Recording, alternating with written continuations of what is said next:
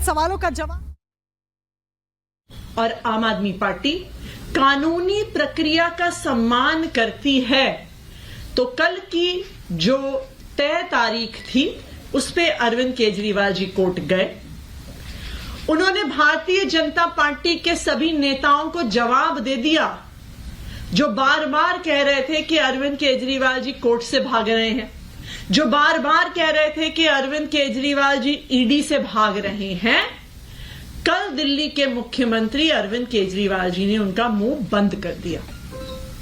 उनका मुंह बंद कर दिया राउज एवेन्यू कोर्ट ने अरविंद केजरीवाल जी को कल सुबह जमानत देकर। तो जो भारतीय जनता पार्टी के नेता बार बार प्रेस कॉन्फ्रेंस कर रहे थे, कह रहे थे कि जी भाग रहे हैं, गिरफ्तार होंगे, कल उनको अपना जवाब मिल गया। अब कानूनी प्रक्रिया की शुरुआत होगी। अब उस पूरे केस पर बहस होगी। अब राउज एवेन्यू कोर्ट इस बात को एग्जामिन करेगा कि जो समन ईडी अरविंद केजरीवाल जी को भेज रही है, क्या वो समन कानूनी है या वो समन गैर कानूनी है? क्या अरविंद केजरीवाल जी को उस समन पे जाना होगा या उनको नहीं जाना होगा? अब इस पूरे मसले पर कानूनी बहस शुरू होगी। लेकिन भारतीय जनता पार्टी और मोदी जी कानूनी प्रक्रिया का तो सम्मान करते नहीं हैं। वो इस बात का इंतजार नहीं कर रहे हैं कि इस कानूनी प्रक्रिया का क्या निष्कर्ष निकलेगा, कोर्ट क्या फैसला देगी। उनको कानून से कोई मतलब नहीं है, उन्हें इन्वेस्टिगेशन से कोई मतलब नहीं है, उन्हें जस्टिस से कोई मतलब नहीं है, और उन्हें इन्वेस्टिगेशन से, जांच से सच्चाई क्या है ये पता चले, इससे कोई मतलब नहीं है। प्रधानमंत्री नरेंद्र मोदी जी को सिर्फ एक चीज से मतलब है कि किसी ना किसी तरीके से चुनाव से पहले अरविंद केजरीवाल को जेल में डाल दो, अरविंद केजरीवाल को कैंपेन करने से रोक दो। सिर्फ यही प्रधानमंत्री नरेंद्र मोदी जी, उनकी भारतीय जनता पार्टी और उनकी ईडी और सीबीआई का एक इकलौता मकसद है। और यही कारण है कि कोर्ट की प्रक्रिया जैसे शुरू हुई उसके खत्म होने का इंतजार नहीं किया। कुछ ही घंटे के अंदर अंदर उसी केस में जिस पर कोर्ट में बहस हो रही है, कल शाम को अरविंद केजरीवाल जी को एक और समन मोदी जी की ईडी ने भेज दिया। और ना सिर्फ मोदी जी ने इस एक्साइज पॉलिसी मैटर में समन भेजा, अब शायद उन्हें लग रहा है कि उनकी जो गिरफ्तारी का मकसद है ये इस केस से पूरा ना हो, तो इसलिए उन्होंने एक और फर्जी केस में कल अरविंद केजरीवाल जी को नोटिस भेज दिया। उन्होंने दिल्ली जल बोर्ड से जुड़े हुए किसी इन्वेस्टिगेशन को ज्वाइन करने को कहा है।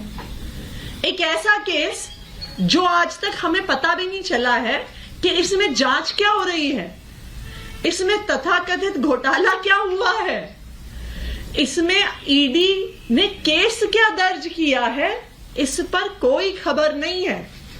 इस 100% फर्जी मामले में भी कल मोदी जी की सरकार ने अरविंद केजरीवाल को समन भेज दिया। तो क्या सीक्वेंस ऑफ इवेंट्स है कि अरविंद केजरीवाल जी कोर्ट जाते हैं, कानूनी प्रक्रिया का सम्मान करते हैं, कोर्ट उन्हें बेल देती है और समन लीगल है कि नहीं है उसको एग्जामिन करना शुरू करती है, लेकिन मोदी जी उसका वेट नहीं कर सकते हैं। मोदी जी इंतजार नहीं कर सकते हैं कि कोर्ट अपना फैसला देगी। उन्होंने शाम को ही अरविंद केजरीवाल जी को 2 और समन भिजवा दिए। ये क्या है? ये कैसी गुंडागर्दी है?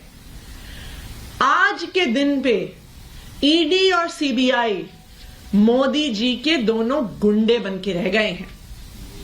हमने देखा कि किस तरह से, जिस तरह हम बॉलीवुड की फिल्मों में देखते हैं कि बॉम्बे में कोई बड़ा सा डॉन है और उसके 2 गुंडे हैं, जो भी उस डॉन का विरोध करता है गुंडे जाके उसके साथ मार पिटाई कर देते हैं। यही ईडी और सीबीआई कर रही है।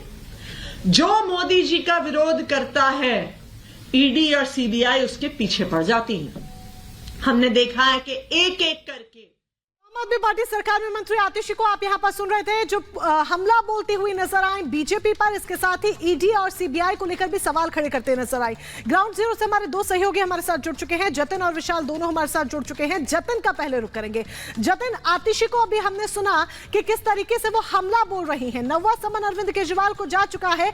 अब देखना होगा कि इस 9वें समन पर केजरीवाल पेश होते हैं या फिर नहीं।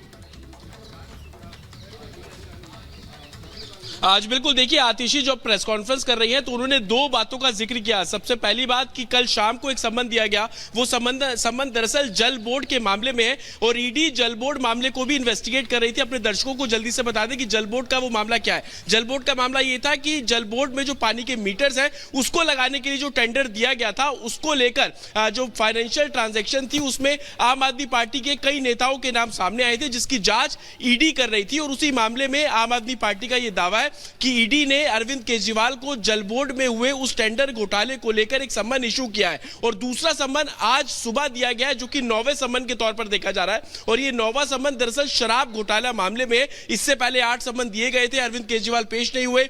जब 3 सम्मन दिए गए थे शराब घोटाले मामले में, तब ईडी ने कोर्ट का रुख किया और यह बोला कि अरविंद केजरीवाल सम्मन में पेश नहीं हो रहे। और जब 6 सम्मन देने के बाद अरविंद केजरीवाल दोबारा पेश नहीं हुए तो दूसरी बार ईडी कोर्ट जाती है। और उसके बाद आज 9वां सम्मन दिया गया है। अरविंद केजरीवाल को देखना होगा कि गुरुवार का समय जो है 21 तारीख वो तय की गई है। अरविंद केजरीवाल पहुंचे या नहीं पहुंचे ये उन पर निर्भर करता है। लेकिन ईडी का साफ तौर पर कहना है कि अगर 9वां सम्मन भी अरविंद केजरीवाल स्किप करेंगे तो एक बार फिर से ईडी कोर्ट का रुख करेगी, क्योंकि इससे पहले ऐसा ही देखा गया कि पहले 3 सम्मन स्किप करने के बाद ईडी कोर्ट पहुंची, उसके बाद 6 सम्मन स्किप करने के बाद ईडी कोर्ट पहुंचती है। और अब 9वां सम्मन जब दिया गया है तो देखना होगा कि अरविंद केजरीवाल पेश होंगे या नहीं होंगे।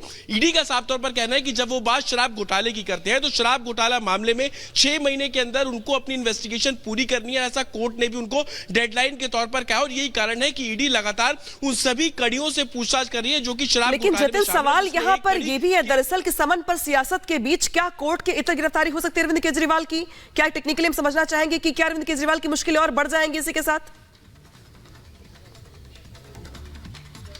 आज बिल्कुल देखिए, अरविंद केजरीवाल की गिरफ्तारी होगी या नहीं होगी ये ईडी के पास जो तमाम सबूत है उसके ऊपर निर्भर करता है। लेकिन ईडी अभी ये चाह रही है कि ईडी के पास जो सबूत है, जो अभी तक की इन्वेस्टिगेशन में चीजें निकलकर सामने आई, जिसमें अरविंद केजरीवाल का नाम शामिल है, बतौर मुख्यमंत्री, बतौर आम आदमी पार्टी के संयोजक के तौर पर अरविंद केजरीवाल को क्या शराब घोटाले की जानकारी थी। ये भी जानकारी हुई कि कैबिनेट की जो मीटिंग है वो अरविंद केजरीवाल के घर पर हुई, उसको लेकर अरविंद केजरीवाल का क्या कुछ कहना है। विजय नायर जो कि अरविंद केजरीवाल के बेहद करीबी थे, जिन्होंने